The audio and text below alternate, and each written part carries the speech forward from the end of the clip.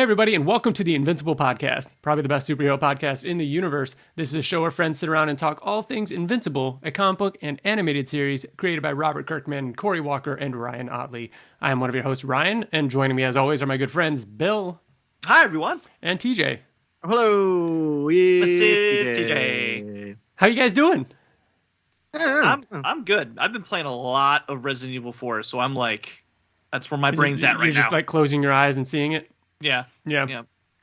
Well, we just got done with our interview, which you guys are going to hear in a little bit. We got to chat with Fred Kennedy, writer of Dead Romans over at Image Comics. Got to gush and just nerd out about a bunch of Invincible stuff. Really fun chat. So that is coming up soon. But first, I wanted to get some housekeeping out of the way and then talk about some of the latest Invincible news. First up, if you wanted to email us to be a part of the show, which one person did, I got to make sure to pull that up here. You can email us at theinvinciblepodcast@gmail.com. You can find us on Twitter, Facebook, YouTube, Spotify. You can go over to theinvinciblepodcast.com for our website. From there, you can contact us easily, see all the episodes in order, as well as see a handy reading guide for, any of the spin-offs and where they take place and everything like that. So go check that out. We are also ChromaCast, and we are very close to the final issue of Chroma, right? Is it still April? Oh my God, I forgot it was April, and it's almost April. Holy shit. Mm-hmm. That flew by. That's right. Not too bad. So you've got time to catch up. Go read the first 3 issues of Chroma and then listen to our ChromaCast podcast. We do that with a friend of the show, Wyatt Layne, and the guy who does all of our music.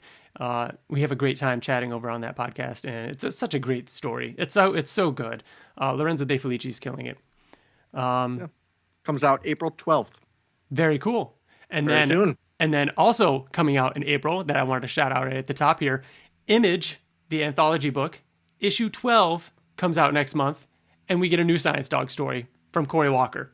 Yeah. So that is very exciting. So next time we chat on this podcast, there will be new Science Dog, new Robert Kirkman, new Corey Walker to talk about. Oh my God, that's exciting. Very exciting. And Bill, I know we talked about it last time, but in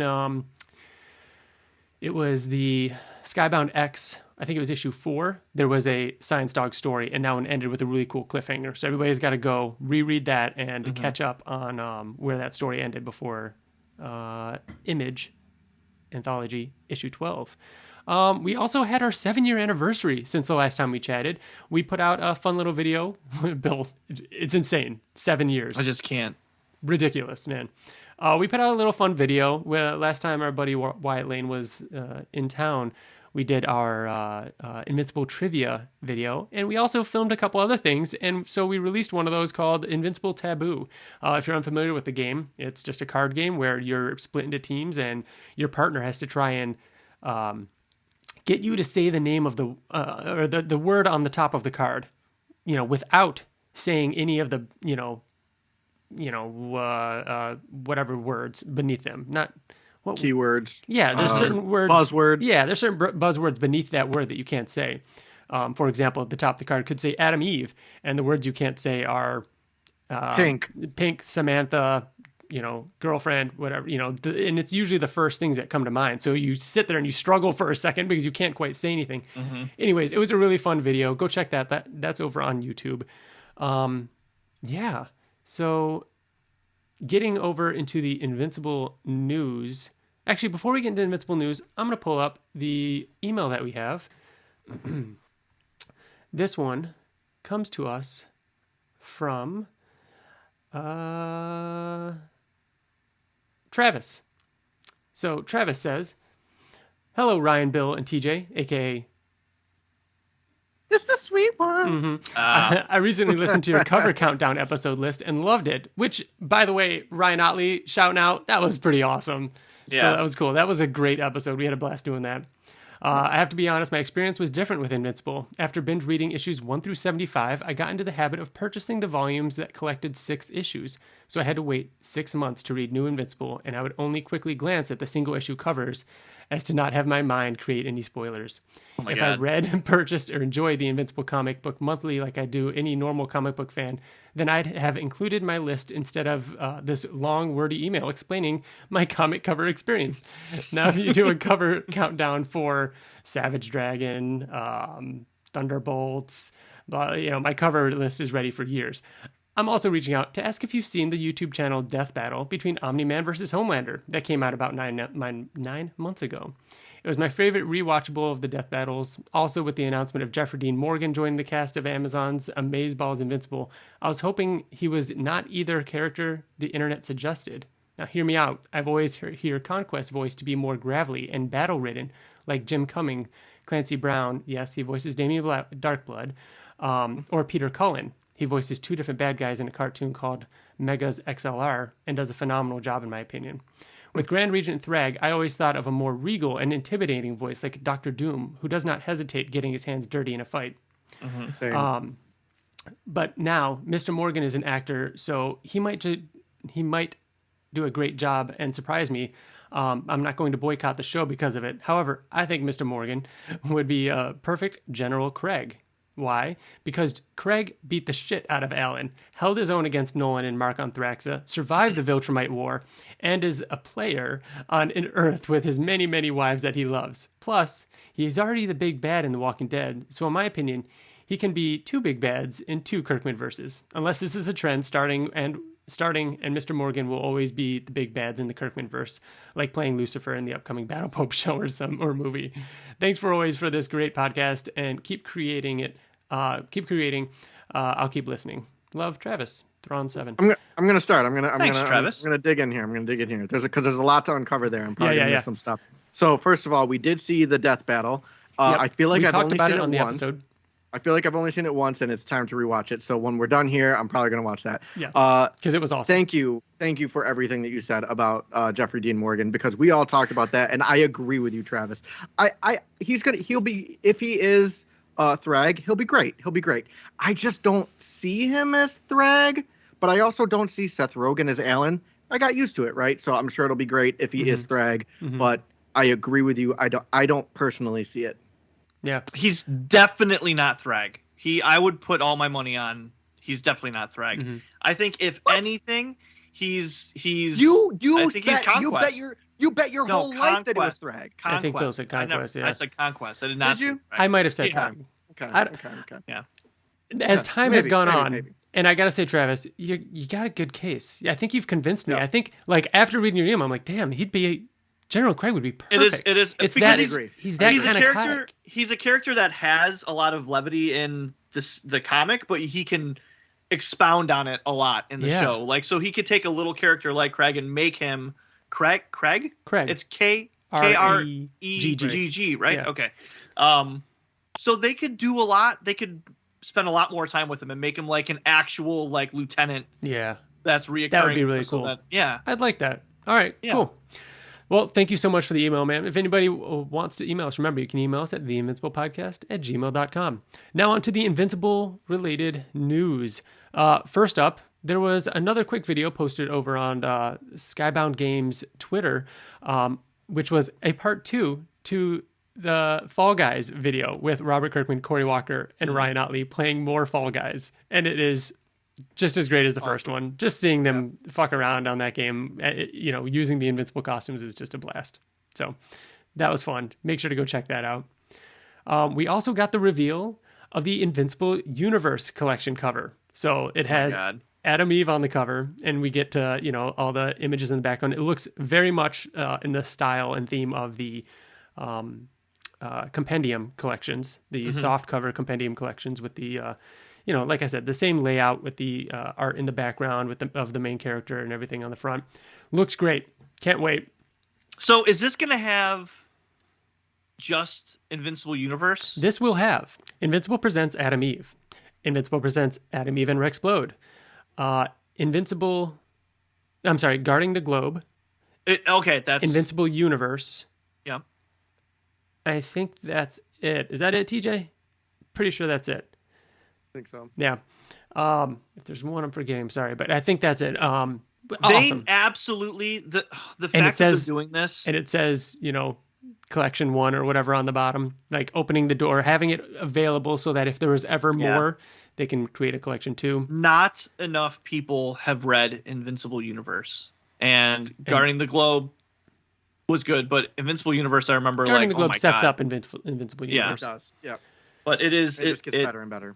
What was great about it is that it scratched that Invincible itch when we didn't have any, and it was like, whoa, it's fun to dive back into the universe, and it feels just like it.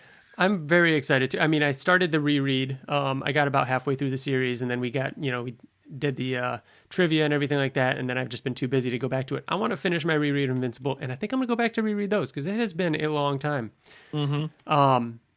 So when does that come out? Thanks for asking, Bill, because they also released the date, so now we know that is out June 7th. And are pre-orders up, or? I don't think it's necessarily a pre-order thing, but it is listed on like Diamond and everything like that, or you can go to your comic shop and ask for it now. Your comic shops can order this for you, so yes, you can pre-order it that way. I'm not sure if it's a online physical kind of pre-order thing, but in person you can pre-order it from your comic shops. So that is the Invincible Universe collection. Skybound also put out an interview with Marge Dean. They've been doing International Women's Month interviews and stuff like that and articles. So Skybound Animation Chief Marge Dean. So this is the animation chief, and they had this a really great interview on. It was really good article. Really good. Did you check it out, TJ? Yeah. So I pulled one excerpt excerpt. That's a weird word, isn't it? That I wanted to read to you guys. The question is, right now you're deep into production on Invincible Season 2 and 3. Can you say how they may differ from Season 1? And Marge goes on to say, well, one big difference between Season 1 and Season 2, and this is technical stuff, there's a lot of CG in Season 1, and we chose to go almost purely traditional 2D. There are some CG elements there. There are some vehicles, and we do use computer programs to build some of our sets, our backgrounds, but for the most part, the work being done in Korea is traditional hand-drawn animation. I think it will have a slightly different feel than Season 1 did. As for the story, if you're a fan and you've read the comics, it's the cycle of stuff that happens. We are being true to the comics. Robert Kirkman's really empathetic that we reference the comics. I think we might be doing that a little bit more than they did on Season 1. And Robert's really, really involved in Invincible Seasons 2 and 3. He was involved in Season 1, but this time he's really invested in this. So we are getting a lot of his attention, which is great. I mean, his intention always makes everything better. Wow, wow. So many things made me happy in that. Right? Less CG and like more traditional, that's going to look amazing. Because we had a lot of gripes about that kind of stuff. Yeah, there's some of those things that. Yeah, you're right. Mm-hmm. Which just goes to show the quality of the show and the story that kind of was overlooked for the most part. But it's there, especially on consecutive watches. You're like, oh yeah, you start to see the seams. But man, the polishing of that's like great news in itself. And then she goes on to say, yeah, we might be following the comics a little bit more than Season 1. It's like, oh, all right, sure. Man, Robert Kirkman's really involved this time. It's like, what? Like, all really good things. So that was super cool. But go check out the interview over on skybound.com. It was a really great chat with her and her history, getting into animation industry and everything like that. So, all right, a couple more things here. There was also a Seth Rogen interview over on comicbook.com, and I know both of you watched this, and I do want to talk about this. Now, I'm going to read it right now. If I get a chance, I'll insert it instead of reading it, but here it goes. It actually has a lot. Well, let me back it up. They asked him how the Invincible animated series has impacted the movie, because the movie is still in production, they say to Seth Rogen. And Seth Rogen's quote is, it actually has a lot. Invincible was something not a lot of people in general had heard of before the animated series. There was a live action take that was different from the animated take, as it were. Then the animated show came out, and that was very faithful to the comic and was incredibly popular. He continued, at that point, it seemed like maybe doing a live action take that was good, but very different would be weird, and maybe not acknowledging the things that people liked about the animated version. Then in our heads, the live-action take seemed to be like it should feel like a live-action adaptation of the cartoon, which is a direct adaptation of the comic. All right, guys, back at it. The Invincible movie, I think trugs along What's happening? I think originally they, and I said this even before this article. I've been saying this for a long time. When they said years ago that they had a different take on the Invincible movie, and they pitched it to Kirkman, and Kirkman was receptive to it and thought it was great. I always thought that take was a superhero murder mystery, and it makes sense. I think it tracks with what Seth Rogen is saying here when he's talking about how now that the animated series is out, that doesn't really make sense anymore. When back then, I think it would have been something new and different. But now that the animated series is out and that's a thing, I think fans of the animated show, not even so much the comic, but both, wouldn't like it as much now. You know what I mean? As much as they would back then. I'm just not getting my hopes up. I'm just not. I don't know. I'm more excited about it, unfortunately, again, after that interview. Like, I hate to have it, like, rekindle, you know what I mean? Because we've been talking about it for so long, but the fact that he was very candid about it, and was like, you know what? And that's a lot of information. That is the most information that we've gotten since it was fucking announced, like, years ago. And that's the thing with this, is not so much that it rekindles anything for me. It's just more of like an explanation of like, all right, so here's the deal. We had this off-the-wall idea that was kind of an adaptation, but not really. You know, it was something different. You know, and I'm this isn't a quote or anything like that. I'm just speaking out my ass here. But that's what it sounded like. It sounded like, hey, they've got this interpretation of it, and Kirkman had said that it was somewhat of a take on it, something different. And then Invincible blows up and becomes well known. Okay, well now we can't do a weird take on something that is blowing up. It has to be a faithful adaptation. So now they've just kind of redone it, I'm sure, and now they're just going for this. So I'm assuming they basically scrapped and are starting over. They absolutely had to have. There's no way they could have. For sure. Yeah. But again, like every other year, someone just says like one of them, whether it be Kirkman or Seth Rogen or somebody, will just mention the Invincible movie, and then we'll be like, oh my gosh, I'm so revigorated and excited about it. But it's like the last time we heard this before was like the 9th draft of the script is done, and you're like, okay, well, so they're working on it, and now we're hearing we're going back to the drawing board. We scrapped all 9 drafts. It's over, and you guys again are like, no, I'm like excited. This is fun. I did not say that. I'm just saying, like, they're telling us. We ask for what's going on. We say, why is this not happening? And they're saying, here's why it's not happening. This is the way it goes, and making movies are hard. And so before we get off this topic, I want to get your opinion, TJ and Ryan. Are you excited about this news, or were you looking forward to seeing a take of Invincible? That's a good question, because I'm on record on this podcast of saying that I'd be interested in seeing a different take, because the animated series is the faithful adaptation of the comic. Seeing it live action is just another faithful adaptation of the comic, and I don't necessarily need to see the live action, because the live action will have its limitations. No matter the budget, it will have its limitations, whether that be scope or CG or or what, or just the time that they can tell in just a live action thing. But so I was kind of looking forward to it. I mean, granted, I trust the story, more knowing what it is versus this other idea. Who knows what that other idea was? But yeah, so I can't say I'm more or less excited about it. It's just another thing. Mm-hmm. Yeah, I think TJ? I think I didn't think of it. Obviously, I'm not going to think of this as a negative. It's definitely not a negative thing, but I'm not necessarily thinking of like overly positive about it either. It's just like, oh, like I saw the article and I'm like, yeah, cool. All right. No, but would you rather also like Ryan Ottley's opening an online store? Oh, cool. No, but nice. would you That's have how rather, I feel about it. It's like, cool, nice.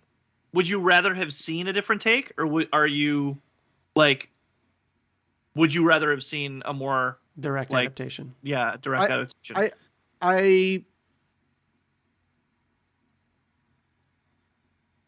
think I would have liked. I originally liked the idea of a different adaptation, but the way Seth Rogen talks about it, I think I agree with what he's saying.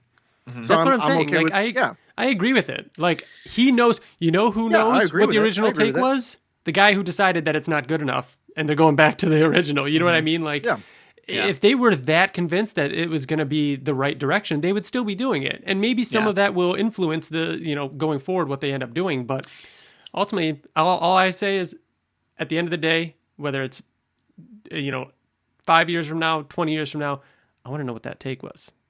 I do too. But here's the know. thing. I don't think that it ever could have been a different take. I don't think how they could take Invincible and I make don't it something think TJ's different. that far off. Imagine a 2-hour superhero noir kind of murder mystery thing like that. No, because is in this world. That fits a tone. Like, you'd go with the tone, and who wants to see that? But anyways, what I was gonna say was that, like, Depends on the tone. I mean, you got Scott Pilgrim. Scott Pilgrim is a very specific tone, but it's fucking incredible. It depends on the tone. What I was gonna say is that you have works of art like Batman, where there's like fucking almost 100 years of comics and different stories, and you could do a different take. Like, you could. That's why all these different Batman movies are different takes of Batman. But it makes sense because it's like open to interpretation who this character is and what he's like. Invincible is so linear in the story, in that, like, this is what happens to this person. There's not really something there to turn it into something else. Yeah. But I think they could have. I just don't think it would have been as good. I think they could have made it. And Ryan threw out the word noir. I'm not necessarily saying it needs to be like very like 50s old timey type of thing. It doesn't need to be that. But a superhero murder mystery never really happened. I mean, you have Watchmen, which was, of course, incredible, but like a kind of like a Watchmen take on Invincible. It hasn't. You know what I mean? But it has been done. It's been done in Watchmen. But what if it was like a Knives Out? How many times tone? How many times is Invincible in its as it should be been done? Way more times than just Watchmen. Way more times. Yeah. I think we're saying the same stuff though. But yeah, that's interesting. I'm interested to see where that goes. But at the end of the day, this is just like we've said. We've accepted that this thing takes a long time. If it happens, awesome. If it doesn't, whatever. We've got the amazing animated series, we've got the comic, and we'll be excited to see whatever else comes down the line. And then the last piece of news that TJ already spoiled. Ryan Ottley has an online shop coming soon. He's been talking about it, and it's getting closer and closer. And he reached out recently to anyone that had signed up for notifications on his website that he will have an online shop going live, and has said that there will be things such as prints. Some of his early Invincible comps will be on there.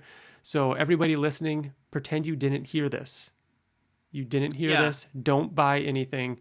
Leave it for us. No. It's so that's gonna be cool. And opportunities for people to like fill their collection. If you got any gaps or something like that, maybe there'll be some of those kind of issues popping up. But yeah, that does it. No. What, that's not the last bit of news. What else we got? Speaking of Robert Kirkman, and speaking of movies, Robert Kirkman has a fucking movie coming out this month. Go see That's Renfield. It's coming out the 14th. So oh my gosh, 14th of April. So that's like 2 weeks. We got if you're listening to this on the Chroma, day. Science Dog. We got some exciting Kirkman / I don't know. Comic book I'm excited for Renfield. I mean, Nicolas Cage, Nick Holt. Nicholas Holt. I'm excited for it. I think it's going to be good. I think it's going to be fun. Yeah.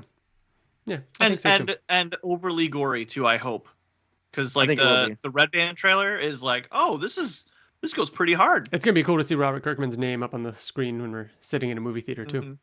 That'll be neat. Yeah. All right, guys, let's head over to our chat with Fred Kennedy. Fred Kennedy reached out to us recently through Twitter because he wanted to chat Invincible, and we know him through he's a radio host out here our way in Western New York. And yeah, we had a good time chatting with him, talking about what kind of stories we would want to pitch in the Invincible universe in an anthology, talking about favorite characters, and he shows off some of the greatest original art I've seen. He's got a cool collection. And he's got some stories. He's got some stories. It was a lot of fun. So strap in, enjoy the chat, guys, and we'll see you on the other side.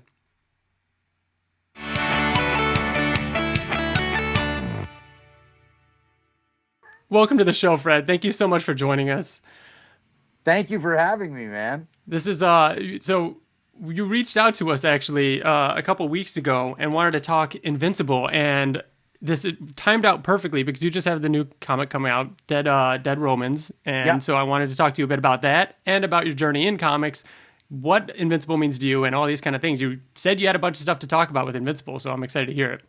Yeah, man, we can get into Invincible right away. Dude, if you want to. Whatever you want. We really want to start at the beginning. I mean, for anyone listening, I'm familiar with you because, we're Western New York based. You're a host on radio stations out of Toronto, so we were able to, I've known your voice. I've known kind of met you at Comic Cons actually in the past, at Toronto Comic Con and everything. So it's really cool to have you on. I was nice, right? Oh yeah. Okay, good. Just making I think sure. it was like 2 or 3 years ago. Oh, it was longer than that. Saw you. Was it Toronto? Well, or you're was not it putting Fan in Expo? you're not putting in the COVID tax in your time there. It's definitely more than 2 years ago, TJ. Yeah, True. It was at least 4, probably 5 at Toronto Comic Con. That might have been like the last Fan Expo right before everything shut down, like 2019. Yeah. Fall Yeah, I think it was. Yeah, that was a really frustrating show, man, because I'd had a book that was we're gonna get you a contract and just hang on, and then it imploded like a week before the show, and that was like frustrating because you're going to the show and then there's all these comic creators that are your friends and they're like, so what's going on with your? It didn't happen. Oh, okay, all right. Yeah, that was a frustrating show. But things have caught on since then. So was writing comics always something in the background that you've been working on, or is that? For a long time before I even came to Toronto, but it wasn't ever anything serious. It was always like the 24-hour comic book day challenges and all that stuff. And when I moved to Toronto, there was the morning show used to do this thing called Sausage Fest, Dean Blundell's Sausage Fest, and he brought Kevin Smith there. And what was interesting is I didn't know Kevin Smith was going to be there, but I was on this weird DC kick because that was right when the relaunch of Green Lantern happened, and I was super huge into the Green Lantern. I love the Green Lantern. And then I had just read Longbow Hunters, the Green Arrow story that Kevin Smith wrote. And TJ, you read that, right? Oh yeah, I read that shit. Kevin Smith was there. He was cool. There hanging out, and then the morning guy, Dean, is like, oh, I'm friends with Kevin. And I'm like, oh my God, it's Kevin Smith. So we're smoking marijuana. And marijuana. And then I was like, man, I love all your writing, and one day I'm going to write comic books. And I remember him saying, why aren't you writing comics right now? And I went, why aren't I? And it was one of those really you're stoned and prolific moments. And I was like, why am I not doing that? So I went and I started working on a story, and then I met Adam Gorham. Nice. Yeah, and when I met awesome. Adam, we started working together, and it's the whole Robert Kirkman, Tony Moore thing. I mean, they met, and then Tony Moore just happened to be Tony Moore. Yeah. And then, so then I was working with Adam Gorham, and we made our first story. And the thing about writing comics versus drawing comics is and this always happens, an artist will usually catch before a writer will catch. And so Adam is just a God-given talent. He's a monster. He's and not only is he a great talent, but he's just a great human being. And so then I really wanted to start doing more and more stuff. And it was really working with Adam that was really the impetus to make me a much better writer, because then we started hanging out with Ed Brisson and Mike Walsh. And Ed and Mike and Adam are still three guys that I'm always still talking to and hanging out with all the time. And yeah, it was right around that era was right when I finished reading all the Invincible trades that I had, because I only got into Invincible because my tattoo artist in Edmonton, Tony Sklepek, who has done a whole bunch of Invincible sketch covers, Really? Him and Ryan Ottley are now friends. Huh. Oh, And sick. He got me into the book, and the thing is that I didn't want to like it because every book that Tony recommended to me was great, and I just wanted him to fail once. I just wanted one of his recommendations to be bad, just one. Yeah. But it really was Tony that got me into it, and he loved the Ryan Ottley art in particular, and just the way he draws these big monstrous characters, because Tony is also a big fan of drawing big monstrous guys, and that to me. I hosted a panel with Francis Manipul once, and the panel started with us talking about the Flash, because this was when the New 42 or whatever, the new what was the name? 52. 52. New Yeah, 52, yeah. I knew that sounded wrong, but we were talking about the Flash and the New 52, but it turned into us just gushing about Invincible. Yeah. and how Invincible was this comic that did something amazing and that it captured that feel of mid-90s Spider-Man.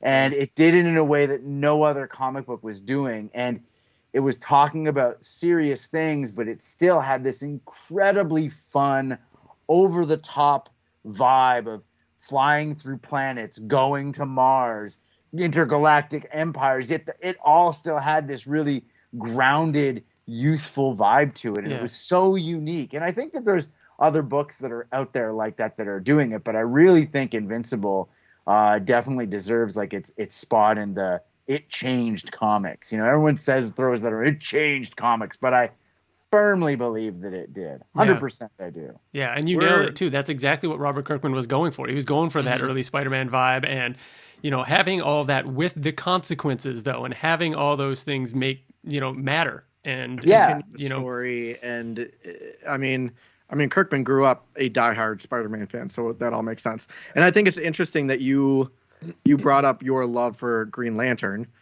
and how your tattoo artist was the one to get you into Invincible, and you have a tattoo. I have a tattoo of Green Lantern, the Ivan Rice Green Lantern, like the classic art with him flying. And we did it. I'm not taking my pants off, guys. But we've got, and it's on my thigh, so it's a big piece too. And I will say that I dug into you posted a picture of it. Yeah, okay, you've seen it. I haven't seen it. We'll bring it up here. I just sent it to you guys so you can see a picture of it. But and we'll put it up. But you talked about how much you love Green Lantern. Yeah. You have Omni-Man fighting. You have Omni-Man fighting Green Lantern. Yeah.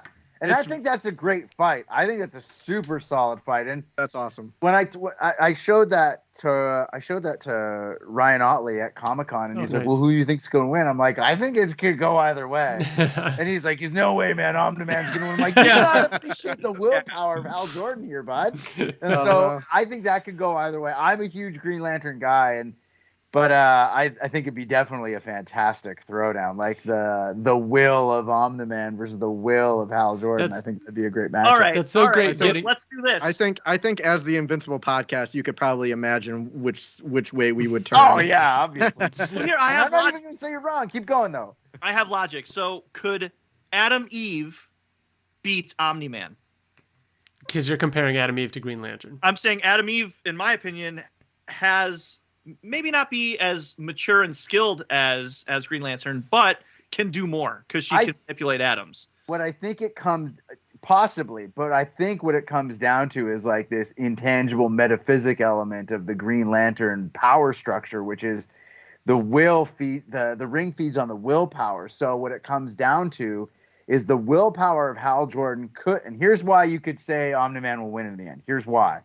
I'm gonna give you why you can beat me here. Is because Hal Jordan, as long as the battery holds its charge, could beat Omni-Man. But unless he puts him down before the charge on the ring is gone, he's done because he's gonna have to charge the ring. And I think that, like, when I was younger, I used to hate that aspect of Green Lantern, but I do love that it puts a time constraint on it. It's like when you're playing web shooters. Yeah, it's like you're putting limitations on things, and I think that that's a cool aspect of it. But sorry, go on. You have a big butt. But you know what doesn't need a battery charge? Viltrumite Fury. Yeah, that's true. It's always at full. It's always at 100%. Yes, it is. I don't think you're wrong for saying that. Like, I just love Green Lantern. I love Omni-Man, and that's awesome though. That Green Lantern being one of your favorite heroes, or if not your favorite superhero, and then that's. Invincible goes very cosmic and gets into that space stuff and everything. So having that kind of like, and man, having a Invincible tattoo by not only an Invincible fan, but the one that got you into Invincible is also a really cool thing. That is very cool. If anyone's going to put Invincible on you, that's cool. Oh, he's one of my absolute best friends. Hold on. Let me grab something. I'm going to show you guys something that he drew. Hold on 1 second. It's right here. Bill, if you were to get an Invincible tattoo right now, you have to get one. What is it? So, get my headphones back on here. So, come on. I would say dinosaurs probably. You would get dinosaurs right now if you had to. No way. Oh shit! Oh, nice. One of Tony's sketch covers of Battle Beast that he did. The shading on that is insane. Wow. Hold it up closer. Yeah. So Look You'll at have the to- blood. Look at the blood. Oh wow. Yeah, that's great. You'll have to Holy send that crap, over. that's Send that over, incredible. and I'll put it in the video.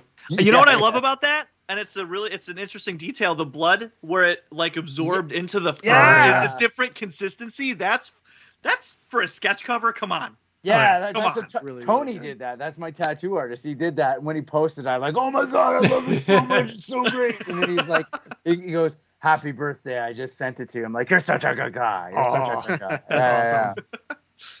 Oh, great. I actually, when I moved to Toronto and like, I loved Invincible so much. My wife got me. Okay, hold on one second. I'll show you this too. So, and I've got a cool story about this. I can see Green Lantern. I saw him. Yeah. So those are the inks. The What?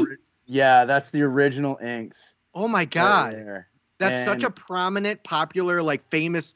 Anybody who knows Invincible has seen that. Yeah. That is Owning That's amazing. this- incredible. Owning this is what's going to make you famous on this podcast. I have the inks from the same issue, but like 6 pages later. Yeah. So this is like I What love a my wife, man. what? She's great. Wow. That's So- a great piece. That's awesome. So yeah. I'm super jealous. I'm like When did you- upset. When did you get that? It had to have been like fucking 10 years ago. 13 years ago. Yeah. Yeah. It was right after the issue came out, and Oh. my wife, because my wife was reading Invincible at the same time. She's a huge She-Hulk fan, so she read that one. And when she was asking like Tony, like, what should I get him for his birthday? He's like, I know exactly what you should get him for his birthday, and he sent her the link to get the inks. Now, it's been a while, so I'm probably messing up the details about how all this went down, but she got the inks, and there was another like pencils or something Yep. got ruined in a flood. And so Oh. that is the only No. hard copy in existence. Wow. No of way, that the double pencils for flood. that are ruined?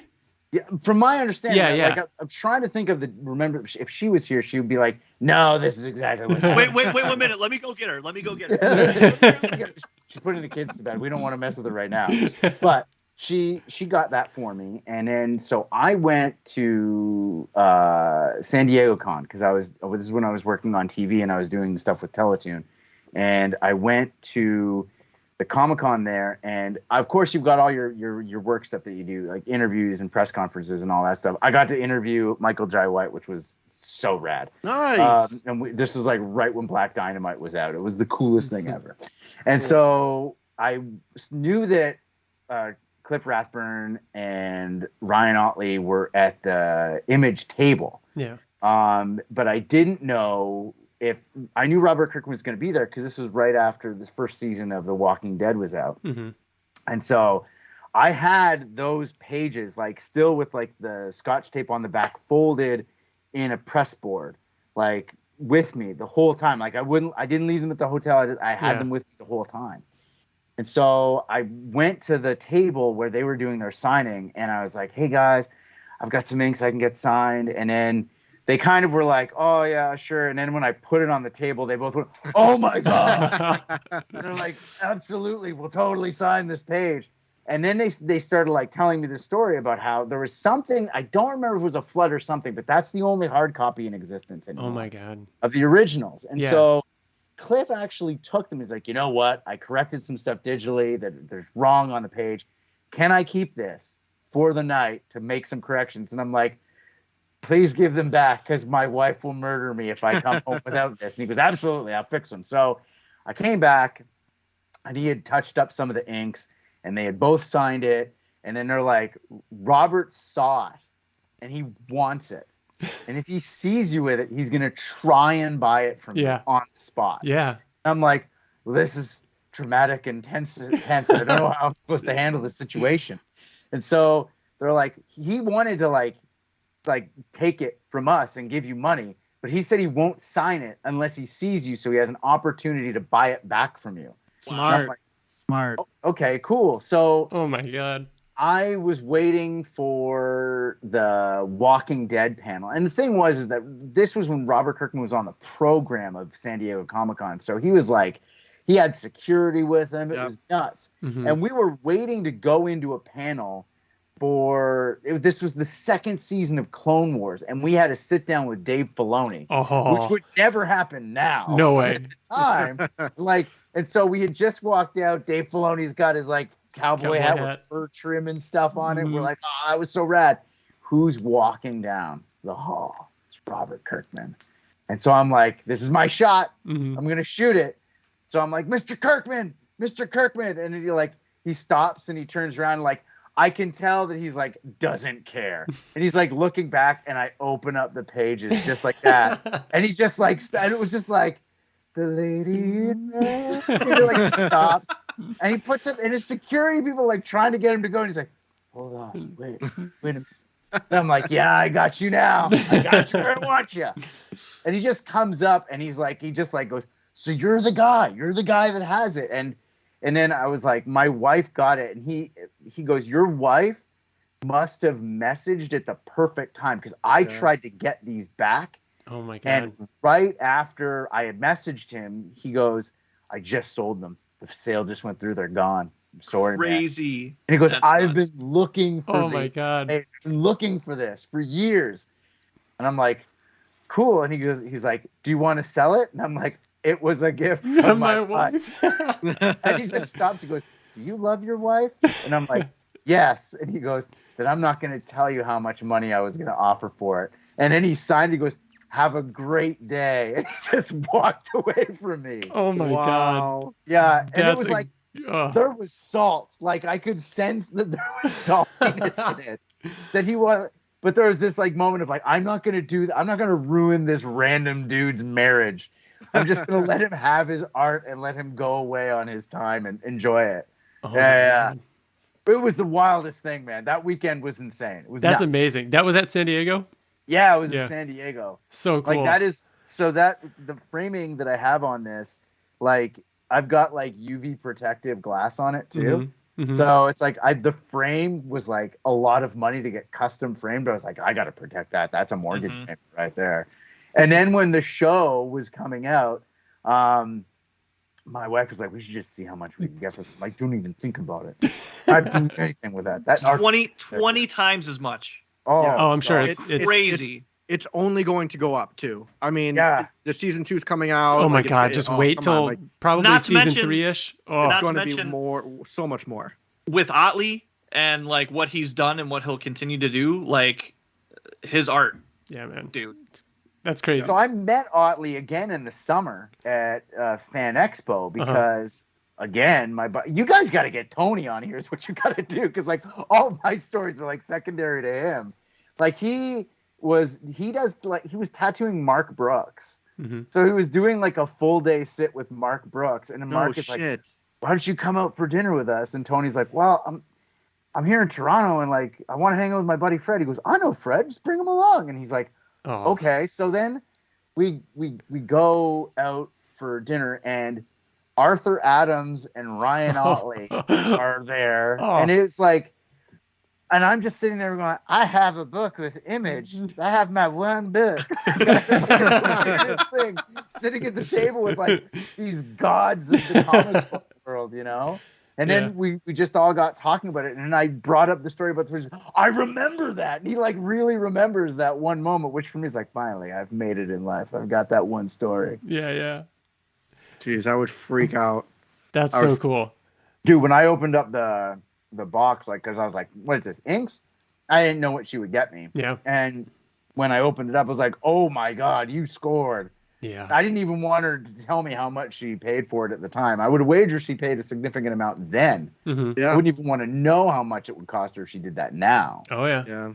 Yeah. Full page. Oh my God. Cliff Rathburn is somebody that we still haven't met, TJ or Bill, at a con. Like it just never works out. He's just not at one. I can't wait to see him. I have a couple things from him, but we got other people to get it for us that were there. But I mean, we're going to San Diego this year. Maybe maybe he'll be there. Oh, yeah. I will also be there. You're going? Hey! Oh, sweet. Oh, that's awesome. Like my big shot. I gotta hit it hard. Yeah. Like, dude. Hit it really hard because we're getting to like the last. I think the last 2 issues will be out right around then. So I got to make sure that I'm there and doing all the tables and signings and trying to grease and make deals happen. So that's really what it's like. It's all momentum, man. I wanted that book to be at Skybound. Was where Dead I Robins? wanted. Yeah, for Mhm. sure. And one of the editors was like, he goes, I love it. Because I remember I went to, it was a Skybound panel at New York Con a few years ago. And Robert Kirkman was there. And they were doing panels about how with Skybound, the big focus was all the books have to have great art. They've all got to be beautiful. They've all got to be pretty. And I didn't have anything that I thought I could pitch to Skybound because of the caliber of art that they're always putting out on their books. And I wanted to do a book with Adam, but he was too busy. And then Dead Romans was like that book that was just sort of like bubbling under that. I didn't expect it to ever really land because I loved it too much. Mm-hmm. You know what I mean? And so I don't know what art you've seen of Nick, but it's pretty. It's very pretty. Mm-hmm. And when I sent it, they were like, this book has the look we're going for. Yeah. But we don't do historical fiction. Straight up, it doesn't matter what it looks like. He goes, Robert could write a book about historical fiction, and we're probably going to convince him not to do it because it's just not the Skybound brand. It's not what we do. Yeah. But it was that panel with him is where I had the idea, like, this is where I've got to send this book. That's where I want it to be. Yeah. But unfortunately, that just didn't happen. Yeah. I will say, like, after reading Dead Romans, like, I'm, like, huge in art. I love original art. It's always the thing that I go to first. I have not heard of Nick Marinkovic, is that right? Marinkovic, yeah. Marinkovic. It's so awesome and it's so unique. And I'll say this: people like diehard comic fans will understand what I mean when I say that it's not unique for the sake of being unique. Yeah, it's not unique where you can't like, oh, it's really cool and it's different, but you can't really understand what's happening. Mm-hmm. It's not like that. It is truly unique. It's great. Super moody. It really is a very beautiful book. It really is. Mm-hmm. He kills it. I was terrified to talk to him actually. Yeah. Con. Because I had the idea for the story, but I was like keeping it really close to my chest. I wasn't even really talking about it with anybody because not that I own Teutoburg Forest. For anybody who doesn't know what it's about, Teutoburg Forest, big defeat of the Roman Empire, really dark and terrifying because it's in a swamp. It's just the most horrific setting ever, and we put a love story in it. That's the book. Yeah. And so I needed to have the right artist, otherwise the vibe and the feel.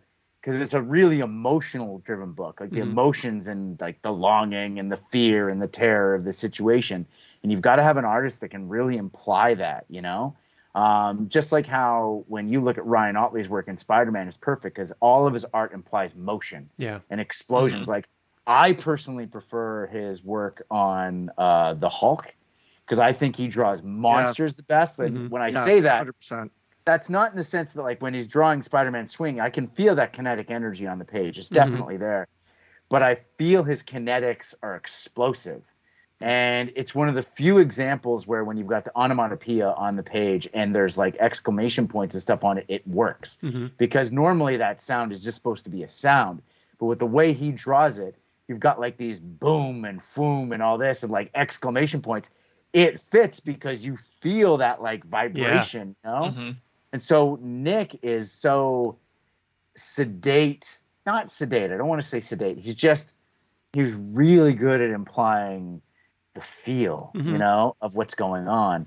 And I knew that because the show that I met him at, he had this book called The Voyager, which is like about like pirates and the 1700s and the Irish potato famine and this kid getting caught up in the golden age of piracy and all that stuff.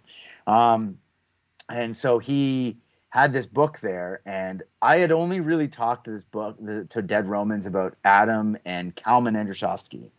And Kalman was like, Nick is your guy. And I didn't really know who Nick was. And he said that Nick did a bunch of IDW work back in the early 2000s, late 90s, early 2000s. He was the original artist on the Underworld comic. Like he did the Underworld stuff for years. But then he got out of comics and he started doing more commercial art, except for he did a book called Kank, which is about the most prolific bicycle thief ever. And he was this guy who would like steal people's bikes, and he would like give drugs to the street people to go get bikes and steal them and bring them. And then he would give them drugs, sort of almost like an Oliver Twist Fagin character, but with bicycles. Okay. And so he did this comic book about the story of Kank and the bicycle thief. And it was a really big like art house comic that did very well. And then he did The Voyager, and that was I knew about Kank, but I never read it. Because I wanted to do genre comics, and I'm not going to read that stuff. That's for highfalutin people, not me. Mm-hmm. But then when I saw The Voyager, I was like, this is it. This is what I need. Mm-hmm. So I talked to him, and he remembers this story very differently than I do. But I went to his table, and it was very much like, I gotta be gone. That's the sense that I got. And I was like, I will still buy your book. So I bought his book, and then I didn't know this, but he was listening to the History of Rome podcast. When I messaged him saying, hey, I've got a story about the Battle of Teutoburg Forest, the Varian disaster, and if you want to work on it with me, that'd be pretty dope. If you want to just get together and talk about it. And he had this is the universe speaking to me. I have to go and investigate this. And then here we are a few years later, like with the book. Yeah. So great. Very cool.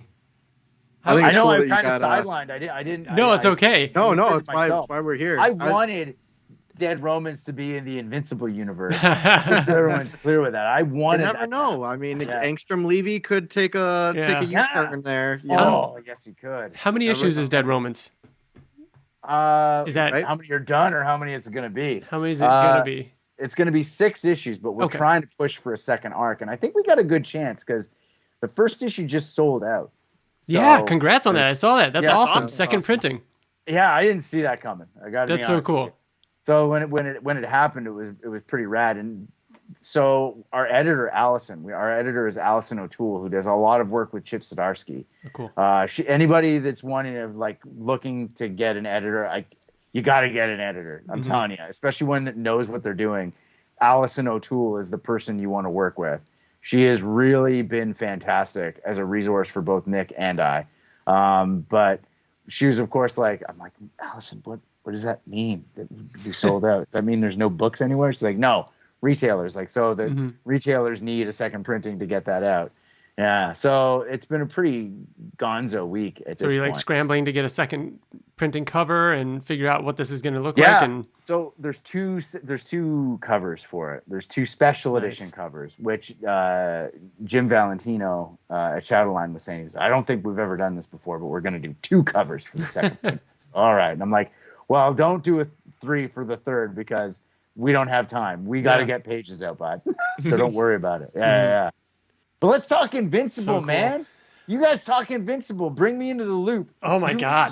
Well, what'd you think? All right. So being in Toronto, one of the things I think of is the fact that you got The Boys filming there. There's a lot of Amazon Prime stuff happening there. I know Simon Ratiopa actually, the writer, and was he a producer on the animated series? I know he wrote a couple episodes, but anyways, he talked about sitting in a coffee shop, or it was a comic shop or something in Toronto, writing the animated series. So yeah, what was the animated series like? What did you think of it? Oh, I loved it, man. Yeah, I think that they made some changes, and I saw the usual group of people that always gripe about anytime they make any changes to just bring something into the modern era. Because let's be honest, dude, it's 20 years old. It came out 20 years ago. Oh yeah. And I think there's a lot of panels and parts and things like that were spoken of and said during the comic that just wouldn't really fly these days. And you're gonna have to make changes and modernize it because at its core it is a really timeless story. Yeah. Sorry, you go on. Well, I was just gonna say, and I mean, Kirkman's getting the opportunity to rewrite this from the beginning, knowing the ending. And of course, you're going to go through and alter things and set up things a little bit differently, knowing where they're going to go.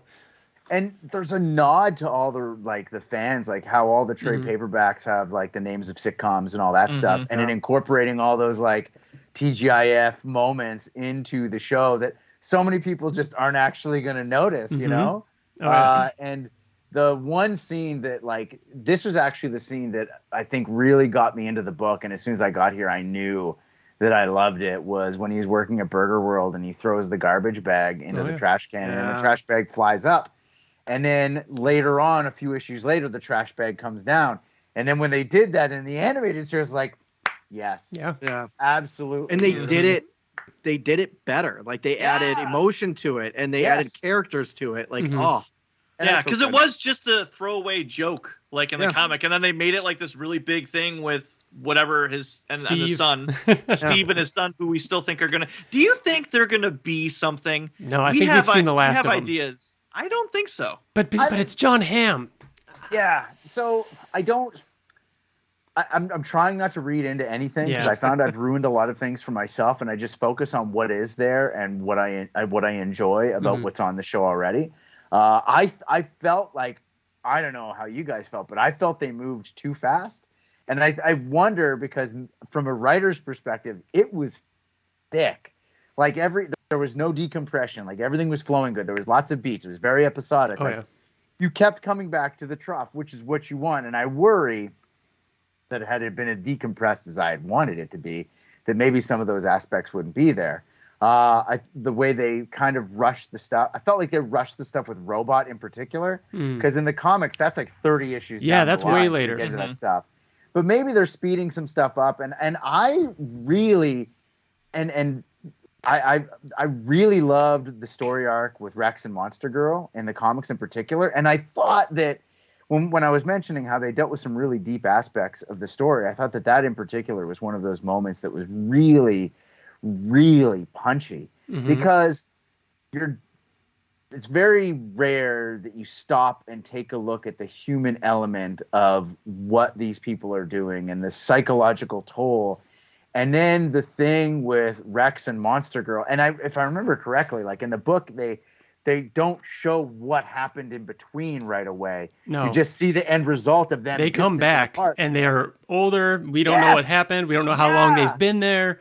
And that's one of those they're not together moments, like, so good. And I'm thinking that the second season, and it's very similar to, like, you look at the first season of a show like you're writing the first issue of a comic, like in the Shakespearean method of, you wow them with a big explosion. If you pay attention to Shakespeare, all of his plays in Act 1, Scene 1, it's something big and exciting. Like Romeo and Juliet is the classic example. Like the first scene is Tybalt rolls in and he throws down, and Mercutio comes in and puts him in his place, and it's like the Tomcat and Mercutio, and it's like all this stuff's happening. And then once they've got your attention, they build this really cool story around it. And I think that the first season of Invincible is being treated like the first act, where they've wowed us with those explosions. Like, come on, the opening scene in the White House and everything.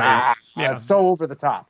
And I think in the second season, it's gonna be very character focused. And that's what I'm really keen to see, is that strong character work, because I really love the characters in the Invincible comic, and they're so relatable. And I think that there really is somebody in there for everybody. And I think they've made a very big concerted effort to include and bring more people to the table. And that's just better for comic books and the community in general. So I don't get the pushback on any of that stuff, you know? Oh, no. I think the characters and like you were saying, making them relatable and everything, that's what the show, and I mean what the comic really excels at is the characters. I mean, obviously the art, the blood, the gore and everything, but especially being on Amazon Prime, you've got the boys and everything. It can't just survive off of the shock factor. You know what I mean? Like Invincible is, especially being an animated series, an hour-long animated series, having those character moments and, you know, having great characters like that are really what's going to do it. I think too that I understand what you're saying about like the Rex storyline felt a little rushed, but especially in the first season, it's so difficult nowadays to hold people's attention. Well, the Omni-Man stuff. Yeah, I felt like they needed to like keep that kind of stuff going. But as someone who obviously we all read the comics, like, and like you said, the Rex, it was over the course of however many issues. It did feel rushed, but I understand it. And totally. I want to make it clear I'm not dumping on any of it. Like believe me, I'm firmly vested in it. You know. Oh yeah, yeah. I loved the pacing of the first season. Like I think they did a good job because like you have to fix what's wrong with the comic and the first trade is that it's slow and there's so much stuff that doesn't matter. And if you cut all that out and you just take still what's in the first couple issues, like you have enough for two episodes, you know? So like them moving the Flaxons. Yeah. Doing all the Flaxons into one episode was awesome. Yeah. And I mean, honestly, the stuff in the comic that kind of is out of whack, I didn't really miss it in the show. Like I thought the show was its own thing and it was all cohesive. Mm-hmm. Yeah. I am keen to see because they're gonna bring back the Mars stuff. That's coming. That was 100%. Yes. Yeah, and that was a really because I thought that they had skipped over it and they weren't even gonna touch it. Then at the end, it's like they kind of teased that it. Yeah, they talked about how like I don't remember. I think it was Kirkman said in an interview at one point that we didn't know if we were gonna get a season 2, so we wanted to throw everything in there at the end. So then after that's out, they know they got season 2 and 3. They're working on them back to back. This is probably gonna go the full distance. So, like, now that they know that, they could probably hold off on some of that for season 3 if they really wanted to. And yeah, they teased it early, but I don't know, man. That showing all those, we got Titan, we got the Flaxons, we got Mars and the Sequids, we got Battle Beast. Like, I don't know if we're going to see all of those in season 2. You'd think they'd maybe hold back on some because then you're just getting a repeat of season 1. I don't want them to. I think that if they've got the 2 and they got the 3 coming, like just pepper in details that they can come back to later on, which is something they did a really good job of in the comic. Yeah. I think now is the time. That was one of those things like Battle Beast would go 20, 25 issues and then he'd show up again, you know? Yeah. Yeah. And the putting things in little tidbits and then having 1 or 2 Monster of the Week episodes in a season later on to address those little tidbits, I think is a perfect bit of pacing. What's the dude with the strap? He's got the strap. What's his name? It's not just the strap. Tether Tyrant? Tether Tyrant. Yeah. Oh, yeah. I love, like, when you're talking about getting, like, really deep with characters, Tether Tyrant, I think, is a character that is super rad in that when they talk about his emotional connection. Yeah. He's got... And then, is it an emotional connection or is it why are you rubbing your head like because that? I love Tether Tyrant so much. He's so underrated. He's so the fact he has like this emotional, like you're saying, bond with this living thing, right? Is it parasitic? I mean, obviously we find out that it's pretty fucked up. It is. It becomes. Like Tether Tyrant, who is a B character, a B villain, who is so stupid, right? The first time you see him, you're like, whatever. He has a full arc. He has a full arc that is so awesome. Yeah. When the issue where he blacks out and he's in the head with the Tether Tyrant, and he's like, okay, I didn't want this, whatever this is, and it's like a week later, and he absolutely like rampages the city. Come on, dude. I know, man, and you can get really trippy, and there's a lot of things that don't fly on a comic book page that you can make fly. And when I just said like a Monster of the Week episode, I think that's a fantastic way of doing it. Like you can bounce back even and forth the stuff with what's in his head. You know, the stuff with Powerplex. So we're going to go an entire issue and not even show Invincible, and it's all this villain's perspective of what this small, you know, quote unquote thing that Invincible did or whatever, and he blames him for, and going on that obsessive, you know, path.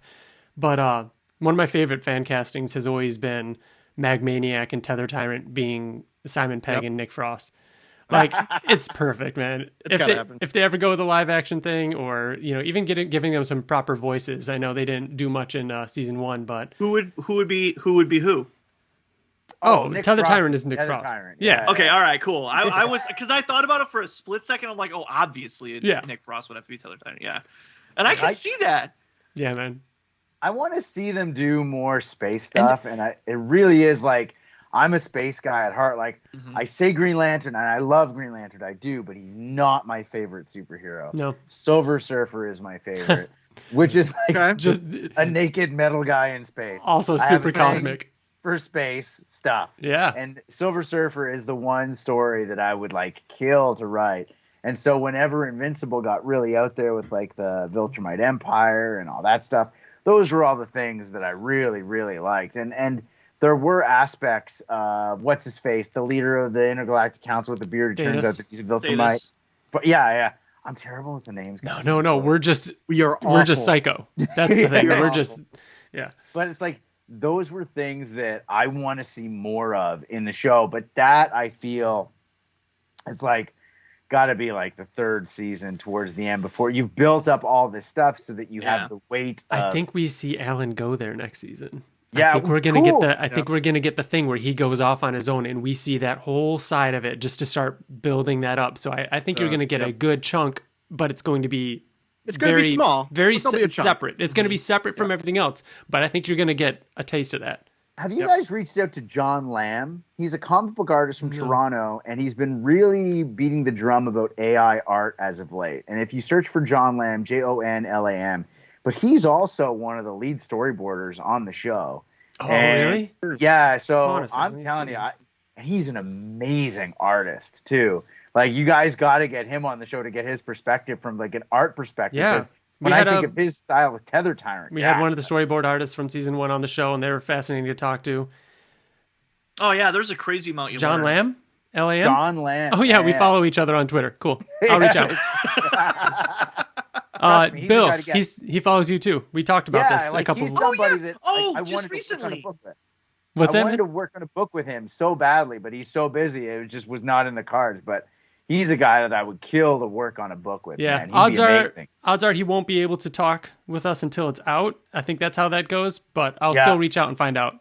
Absolutely, you definitely have to read it because all these stuff that you're like posing questions, like, dude, these are things I want to know. Yeah, right. Like you're asking, like I got no answers for you. I'm just also I agree. Yeah. I would also like to know what you're asking, 100%. No, it's always great though to talk to other fans though. Like that's the thing. Like we just love geeking out about it and finding out like favorite parts of the comic and like what stuck out and why you care about this thing. And you've got some great stories, and so it's so if they're doing an anthology, like let's just say they did an anthology of Invincible, and you can like write a short. Like, what are you gonna do? What's your short that you're gonna do for Invincible? I've got one loaded if you guys want a minute. Your show and ask questions, but this is great. Are not going to have great answers for this. There's only one that I've actually put a lot of thought into, only because it's one of those things that like Kirkman has done such a good job at like buttoning up a lot of loose ends. There's a couple that I just want to know a little bit more about, and so I have a little bit of headcanon in regards to these, and I've talked about this I think in the past, but. Darkwing. He was pulled into the shadow verse or shadow dimension, I think he calls it, back during issue 60 when Angstrom sent all the other Invincibles to attack.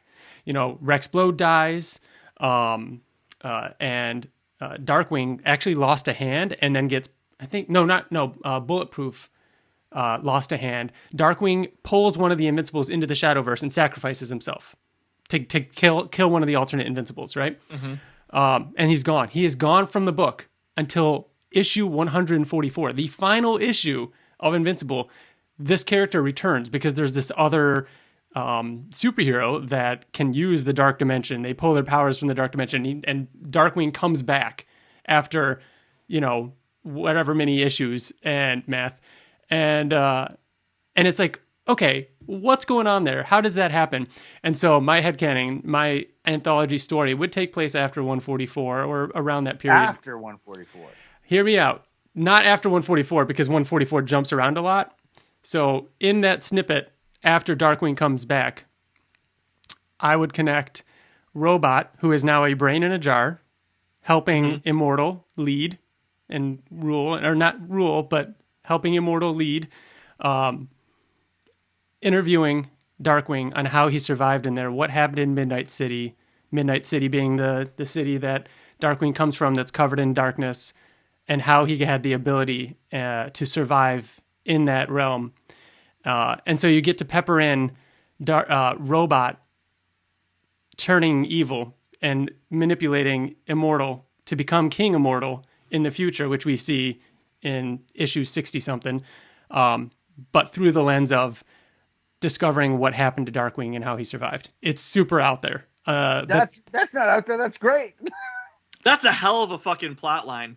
That's like, or outline. Yeah. Ryan. How are you gonna do that in 8 pages, man? I got no anthology issues. of issues. So I get Yeah. one Okay. issue. I get one issue. I get 24 pages. I can do it. Okay. I all can right. do it. So my answer to that is like my favorite character is by far Rexplode. So I've thought about this in the past too, where like bringing up doing a story of where in another dimension Rexplode is the leader of the Guardians, and it's in a world where Omni-Man and Invincible are evil, and they're taking over the world, and the Guardians are like underground, and they're trying to focus all their efforts on stopping the Guardians. And then but Rexplode is like the leader of the Guardians, and then all of a sudden one day, randomly, their evil Invincible disappears from Earth. And the Guardians see this as like a good thing, like we can focus all our efforts on Omni-Man. Invincible's gone, we don't have to worry about him. But Rexplode has a vendetta against the evil Invincible and needs to go after him and find out where he was, because that Invincible killed his girlfriend Duplicate and his best friend Adam Eve, so he needs to go after him. And Robot recognizes this, so Robot, or Rudy, figures out a way to get him to another dimension, and he goes to the other dimension, which is our dimension, but there was a miscalculation, and he goes years into the future. You're trying to save Rexplode. Hear me out. Rexplode. So Rexplode comes to our Earth, but due to a miscalculation, his evil Invincible was defeated decades ago in the Invincible War, and he comes to our Earth decades into the future, and our Mark Grayson is already long gone and left Earth, and he works with Robot to bring civilians and the Guardians from his dimension to our dimension to save them. Rexplode lives. That's Rexplode ridiculous. survives. So you started with Rexplode survives and figured out how to get there. Yeah. How? So Did you just do that now, or TJ, in your head right now? Oh no, I've thought about this. so I one don't. we had Robert Kirk. Well, one of the times we've had Robert Kirkman on, we've been lucky enough to have him on a handful of times. But there's another, not plot hole or anything like that, but an issue ends with Thrag attacking Space Racer. This is towards the end of the series and one of those issues, and it's the final splash page. Thrag attacking Space Racer. What happened? We don't know. Because in the next issue, Space Racer's just there. Like, so it was never really explained. So we asked Robert Kirkman, like, so what happened? And Robert's like, well, What's you the see, Thrag ripped Space Racer in half and threw half of his body over there and half of his body on that planet. And Space Racer has the ability to regenerate. So there's actually 2 Space Racers, and he went on this whole diatribe. And he just did it off the top of his head, just fucking with us. Yeah. yeah. So it made sense the whole time. So Yeah. no, Yeah. See, it's the whole, Bill, you I haven't would just- given yours yet. I want to hear yours. It's so simple of what I would want to see. I would just want to see Marky like before, as like an ultimate Invincible, like ultimate universe, like Ultimate Spider-Man, where like he's got kind of like the same-ish villains, but they're different, and just to see like, I don't know, I haven't given any fucking thought to this compared to you two, but that's what I would want to see. Obviously more stuff with Terra, man. Terra is the best. Just Terra growing up, like Yeah. and I feel like I got that with Terra, which is why I would want that with Marky, because you which like is kind of the point. you like Terra more, and that makes me feel bad about Marky, because Marky was Which is kind of the point, because he feels like he was abandoned, and you see that talked snippet about of him showing up. But that's why I think I agree with Bill's first thought of Marky, is because, I mean, we all love Terra and to see her grow up, but I mean, we see snippets of her growing up, and it's like her arguing with her dad and like very like normal type stuff. Not saying it's bad, but normal type stuff. But to see Invincible or Marky grow up without his dad and knowing all the accomplishments that his dad had done, trying to live up to that, and just being depressed because of it, or like there's so much more story building characterization there that I agree, Bill. Like I would love to see more of the Marky piece. Does Marky approve of how he was conceived? Like that's his mother. Right. His mother is who he lives There's with. so She's much the one who there. obviously did the deed, right? So like, does he know that, or did she keep that from him? Does he need to know He that? says that. He tells Mark when yeah, he's fighting him. He's like, I was born out of hate, or- I was yeah. born out of hate. Yeah. I'm loving this. I'm loving See, it. Because we're supposed to be You opened up a can. So different We're than all supposed of to be yours. we're Wait, supposed to be what's- interviewing you, and you just like you definitely got So us what's- talking. I want to learn, but like mine involves like Burger World, and it involves the staff that worked with Mark at Burger World before he became Invincible, and it's a story about them after he becomes Invincible when he's not there anymore, and then it's with like a B-list supervillain, and I could, because we share the Tether Tyrant bond, we'll make it Tether Tyrant. Tether Tyrant comes in to knock off the Burger World. And then it's the people working at the Burger World take Tether Tyrant out, and it's only like 8 pages because I'm trying to sneak in, you know. I get it. I know I'm a nobody. I know nobody cares about me, so I'm going to sneak in. Very smart. Very smart. That's what I want. Yeah. All right, so I love little people stories. That's why, like, I love Andor because it's all about the little people. Please, you know what I mean? please. I've been telling these guys to watch Andor. It ruined Star Wars for me in a way because after I was super late to Andor. So just a quick tangent. I was super late to watch Andor, and everybody was saying it was amazing. I just didn't have hadn't had the time to watch it. Finally watched it like a month or so ago. Blew me away. Absolutely loved it. Probably the best Star Wars thing I've seen. And then I go right into Mando season 3, and it's just like, oh, this feels weird. The line, "I burn myself for a sunrise I know I'll never see." I was like, oh, dude, God. You guys, is this Andor? Yeah. Yeah. Oh, okay. Yeah. The second you mentioned Andor, I knew it was good. I saw it on Ryan's face of the second that this turned into a Star Wars podcast. No, it's just like little people stories, like the little people, that's what it is. The little gears in the machine, and how if one of them acts the wrong way, the whole thing falls apart. I love that. And that's why, like, when you've got a story like Invincible, we're talking about these big, super-powered, beyond scope characters destroying planets, and then you've got a story like Tether Tyrant, who is just like a normal human being. Mm-hmm. I really love those stories because I think all of us love this. It's like the Tyler Durden line. We're all told we're going to be rock stars and movie gods, but we're not. And it's like, so then you read a story and it's like about these little people that are functioning, carving a niche for themselves amongst these insanely powerful characters. And then you could argue Batman is one of them, but it's like Batman's kind of a billionaire, so he's got that money is his superpower. Mm-hmm. But so like Tether Tyrant type characters, like little people characters, are the ones that I really love the most, you know? Yeah. Bill was asking a question. I cut you off. I was gonna change it because I don't know how much time we have left. And I only got like 5 minutes. I got the look from my wife. You said that you are terrible at names. How do you pronounce the teleporting guy? Which teleporting guy? Interdimensional guy. The big villain in Invincible. Is like, okay. His first name is Angstrom. First name Angstrom. Angstrom Levy. Yeah. It's Angstrom Levy. That's and I correct. say that because I went to broadcasting school with a guy named Tony Levy, and he spelled the name the same way. See, we're wrong. It's not Levy. That's like I was gonna say, but you were like teleporting. I was like, is there somebody I don't know wrong? But like Tony Levy. But you could like find a bunch of different pronunciations for that exact same name. Like I got a friend named Brian Dugan, but it's spelt Brian Duggan. You know, so it's all that So some people would say that as LeVay, and then some people would say it is Levy. I don't know. Yeah, but yeah. Like, I think we're training ourselves, and I've gotten better at it. But I feel like I'm there. I feel like I'm good now. Yeah. It took a while. The problem with that is that you could, pronounce it however, is that Kirkman himself corrected us. Oh yeah. And told what did us he say? Levy. It's Levy. It is Levy. Thank you, Tony. Tony. Yep. It's because he had a a teacher, like a science teacher or something. Yeah, science teacher. Yeah. Well, what's funny is that every single person that we've ever talked to, or we've interviewed, or friends, every single person is Levy. There's like, I don't know if you follow Kind of Funny. Greg Miller is a huge social media, and he's a huge proponent and has done a ton of things for Invincible.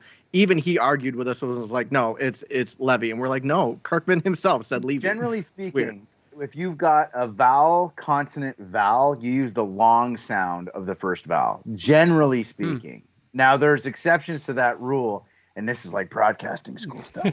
So like generally speaking, stick with that rule and you'll be right most of the time. But always like, Levy? Question? With a question. All right. Yeah. Before we let you go, you did, whether you want to tell us or not, you don't have to. You did tease a Seth Rogen, Evan Goldberg story. Oh, yeah. So Do you have the time? Absolutely. Okay. This is science. This is important.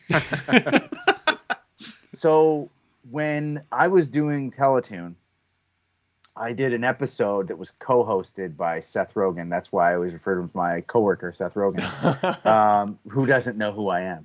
But when he was hanging out with me backstage, it was for the This Is the End. It was him and Evan Goldberg. And I got to spend like the whole night with those two. And it was awesome. And I hard sold them on Invincible as a comic that night. No. Now as a movie? No, not as anything. Just as something that I thought was cool. Okay. Because because I was wearing shorts and I have my legs are completely covered.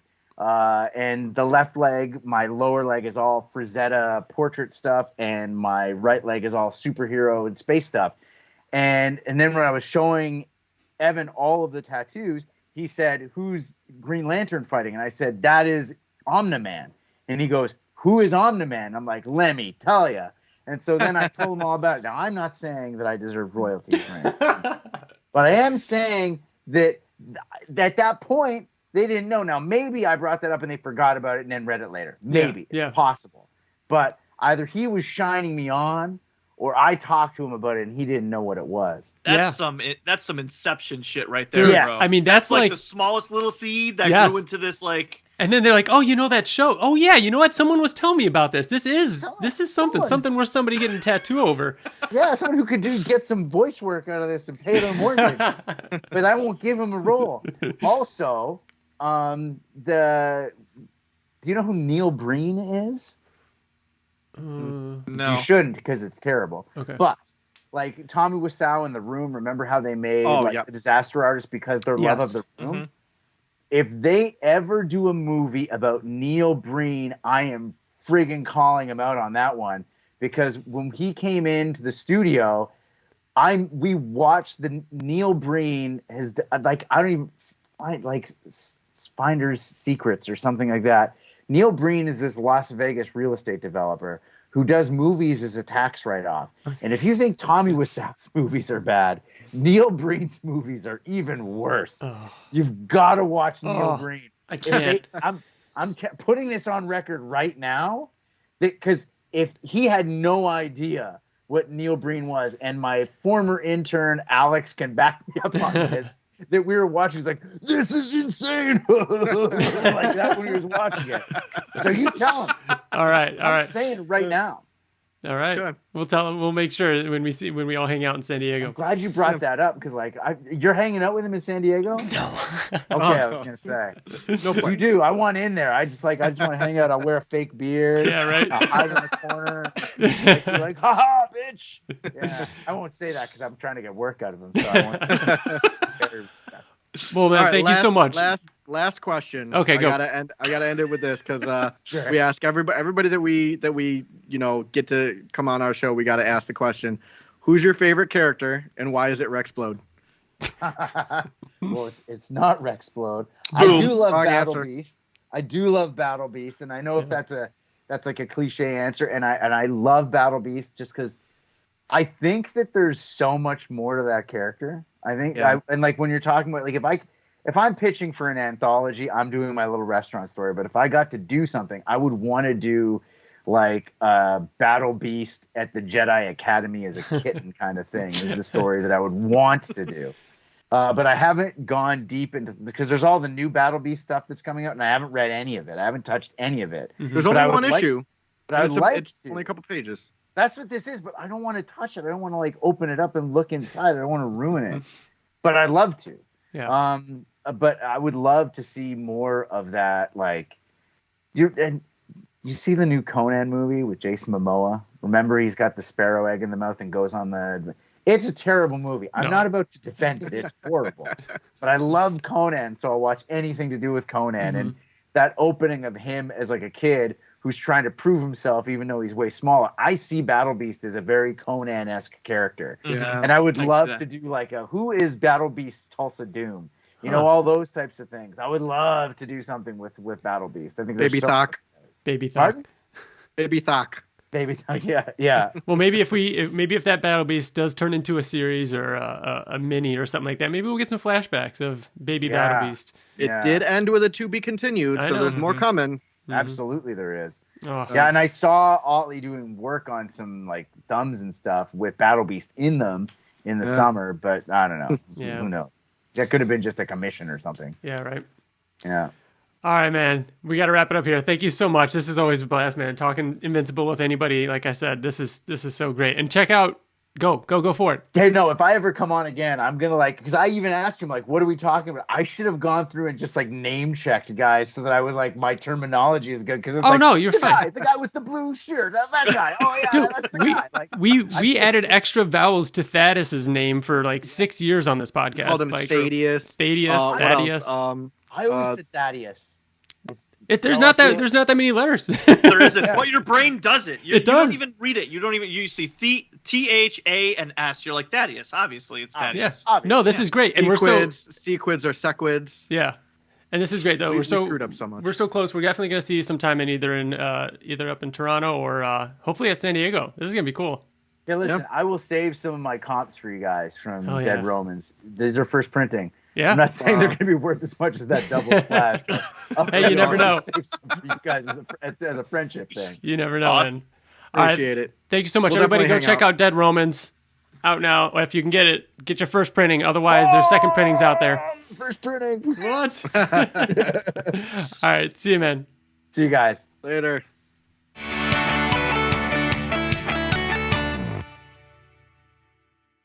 And welcome back. All right, guys. Thank you so much for checking that out. I hope you all enjoyed our chat with Fred Kennedy. Remember, go buy Dead Romans. Check it out right now. It was a fun read, and I'm looking forward to where the rest of that story goes. So yeah, we're gonna wrap this episode up here. Thank you all for listening. Remember, you can find us over on Twitter, Facebook, YouTube. Shout out to Wyatt Layne. If you ever need any music done, you got a podcast, you know someone that has really awful music for their podcast, tell them they should reach out to Wyatt Layne. Because Wyatt Layne makes everything better. Go check it out. And thank you all for listening. Yeah, that does it. TJ, thank you. Bill, thank you. We'll see you guys next month. We're not sure what the next episode will be, but keep an eye over on Twitter. We'll announce it through that. Bye. Okay, bye, everyone. Bye.